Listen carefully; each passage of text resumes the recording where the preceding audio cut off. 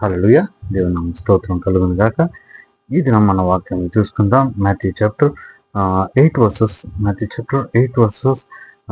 8లో మనం చూసినట్లయితే, ఆ Centurion answered the lord, I am not worthy that you come to my roof, under my roof, but speak a word and my servant will be healed.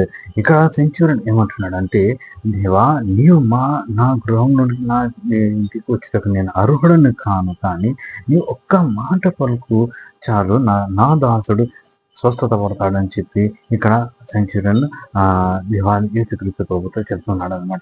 ఇక్కడ మన వాక్యభావంలో చూడాల్సింది ఏంటంటే, ఒక్క మాట నీవు పలుకుతే చాలు మృతులు లేచుకొచ్చుంటారు. ఒక్క మాట నీవు పలుకుతే చాలు ఏదైనా కార్యం జరుగుతుంది. ఒక్క మాట నీవు పలుకుతే చాలు ఎండిన ఎముకలైనా కానీ జీవం పోస్తుంటాయి అన్నట్టుగా ఒక్క మాట, దేవా నీవు మా జీవితం పట్ల నీవు ఒక్క మాట పలుకు ప్రభా, ఒక్క మాట పలుకుతే చాలు మా జీవితాలు బాగుపడతాయి, మా జీవితంలో జరగని అసాధ్యమైన కార్యాలు మా జీవితంలో జరుగుతాయని చెప్పి ఇంకా సెంచురియన్ నమ్ముచున్నాడు. కాబట్టి ఆ సెంచురియన్ ఏం చెప్తుంటున్నాడు అంటే, నువ్వు ఒక్క మాట పలుకు నా దాసుడు స్వస్థత పడతానని చెప్పి ఆ సెంచురియన్ చెప్తుంటున్నాడు. ఆ సెంచురియన్కున్న విశ్వాసము మనం కూడా మన జీవితాన్ని పెంచుకుందాము.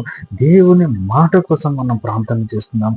దేవా మా జీవితంలో నువ్వు ఒక్క మాట పలుకు ప్రభావ, మా బ్రతుకును బట్టి మా జీవితంలో ఒక్క మాట పలుకు ప్రభావ, మా జీవితంలో కార్యం జరుగుతాయని చెప్పి దేవుని మాట కోసం మనం ఎదురు చూస్తాం.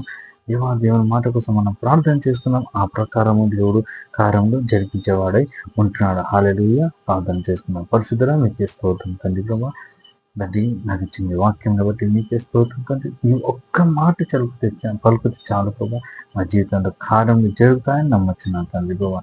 ఏదైనా మీరే ఆశించాలని యేసు నామములో అడుగుతున్నాను తండ్రి. ఆమేన్, ఆమేన్, ఆమేన్.